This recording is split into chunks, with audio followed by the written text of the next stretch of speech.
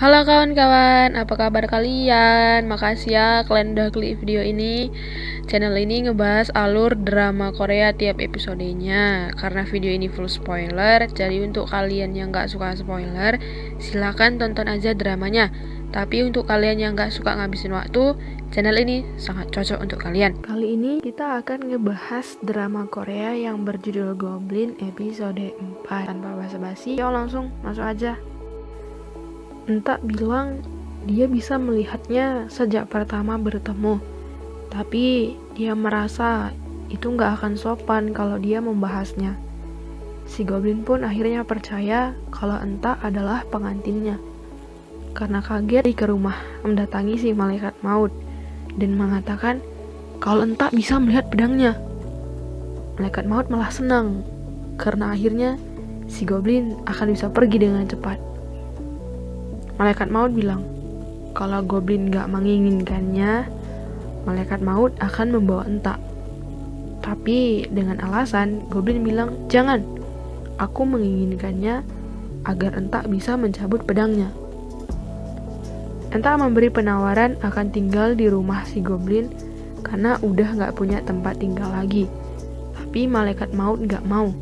Lalu Goblin bilang, oke lah, aku pilih ngasih $5.000.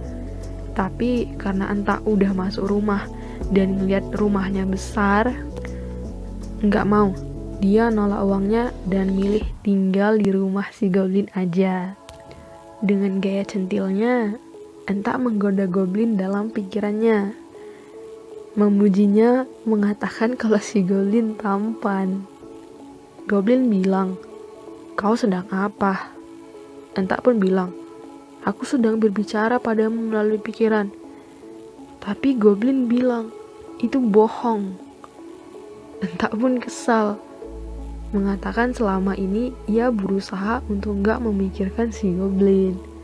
Mendengar itu, si Goblin senang dong, karena ternyata selama ini Entah memikirkannya. Lalu, scene berpindah kepada Entah yang disuruh tinggal di hotel oleh kakek Dokhwa. Dan si kakek pun menyuruh Dokhwa melayani Entah kalau Dokhwa menginginkan kartu kreditnya. Si kakek ini sangat menghormati Entah karena dia adalah pengantin Goblin. Entah begitu kegirangan karena kamar hotelnya begitu besar dan indah. Dokhwa yang merasa kakeknya aneh mendatangi pamannya yang lagi minum obat depresi, obat bipolar, dan obat insomnia. Dokhwa kebingungan, lalu datang malaikat maut yang malah ikut makan obat itu juga. Kayaknya si Goblin sama malaikat maut ini lagi stres karena kejadian semalam deh. Entah yang mau ke sekolah keluar dari hotel, melihat akan turun hujan. Entah mengira bahwa si Goblin lagi sedih. Saat hendak pergi, datanglah Dokhwa dengan mobil sportnya, hendak mengantarkan Entah ke sekolah. Entah menolak, tapi Dokhwa bilang kartu bergantung padamu. Sampai di sekolah, Entah diliatin orang-orang karena diantar Dokhwa dengan mobil mewah. Teman-teman sekelas Entah melihat dengan sirik hal itu. Dokhwa baru tahu nama Entah saat itu, lalu bilang, ternyata kau si gadis Cinderella. Pindah ke scene bibi Entah dan kedua anaknya. Kenapa selama ini mereka menghilang? Ini nih alasannya. Waktu mau menjual emas batangan itu, ternyata si penjaga toko melaporkan mereka ke polisi. Waktu ditanya ini punya siapa sama polisi, bibi Entah ditanya siapa namanya. Bibi Entah dan kedua anaknya malah nggak tahu nama Entah. Mereka mengira-ngira nama Entah Enji. Mereka ditanya alamat rumah, malah bilang gak tahu. Kayaknya mereka udah kena hipnotis deh. Malaikat maut yang lagi stres kepikiran Sunhee curhat sama Dokhwa. Kalau Sunhee itu kayak gak asing. Dokhwa bilang, mungkin kau pernah ketemu samanya sebelumnya. Malaikat maut pun nunggu Sunhee di jalan yang biasa dilewati oleh Sunhee. Scene berpindah kepada Goblin yang sedang berada di kedai teh malaikat maut dan bertemu kakek tua yang udah meninggal.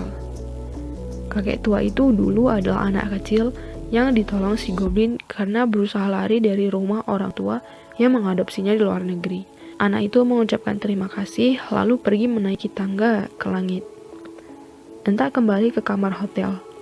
Entah memeriksa setiap ruangan, berharap di sana ada si goblin. Tapi nggak ada, dan entah pun kecewa. Entah mencoba mengerjakan tugas sekolah, berusaha mengalihkan perhatian, nggak bisa akhirnya. Entah datang menggedor-gedor rumah si goblin dan mengancam akan meniup lilin yang ukurannya sangat besar. Si goblin yang menunggu Entak di lobi hotel hendak menemui Entak. Malah tangannya berasap. Lalu akhirnya tiba di kamar Entak. Ternyata Entak baru meniup sebatang lilin dengan beratus lilin yang menyala di belakangnya. Entak kesal dan marah-marah kepada si goblin. Si goblin mengalihkan pembicaraan dengan mengajak Entak makan steak. Ternyata mereka ke minimarket. Entak makan sosis, sedangkan si goblin minum dan mabok. Malah bercanda akan membeli semua barang yang ada di sini.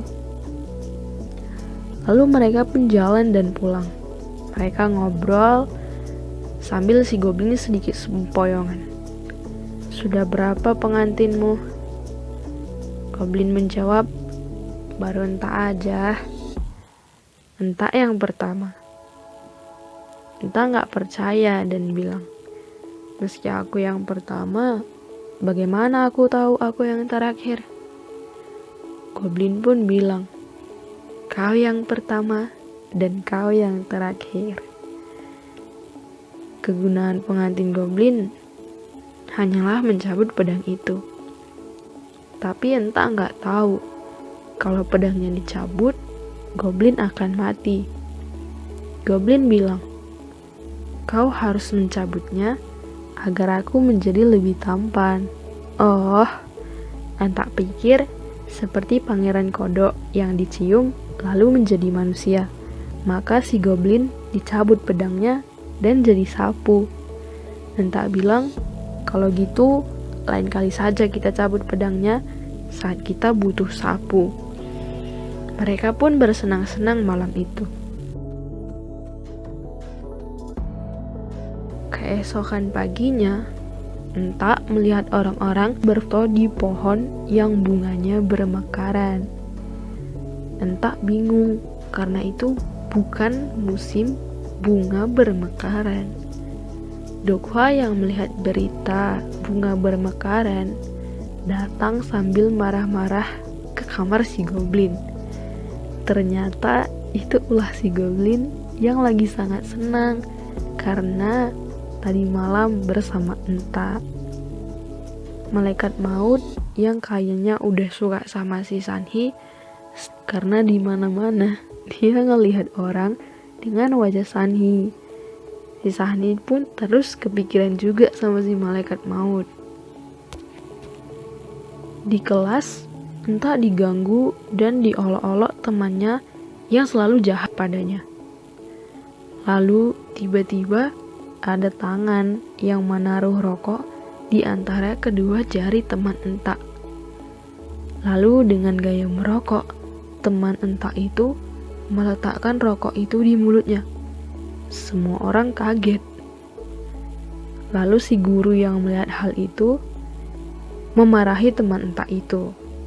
Ternyata itu adalah ulah teman hantu Entak yang mengikuti Entak ke sekolah.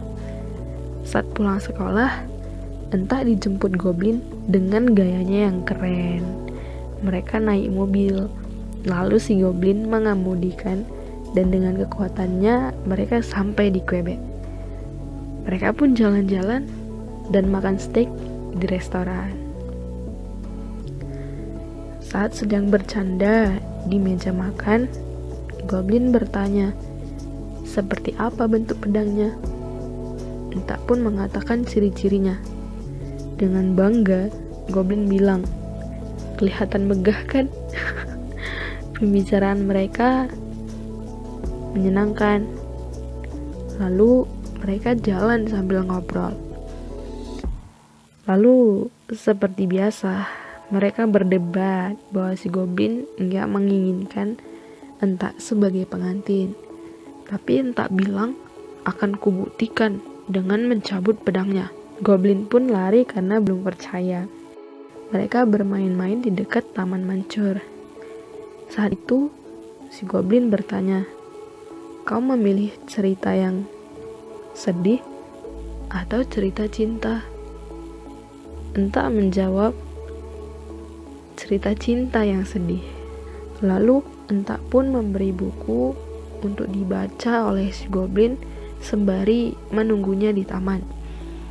Sedangkan Entak kembali ke hotel yang dulu dan menulis surat lalu memasukkan surat di sana.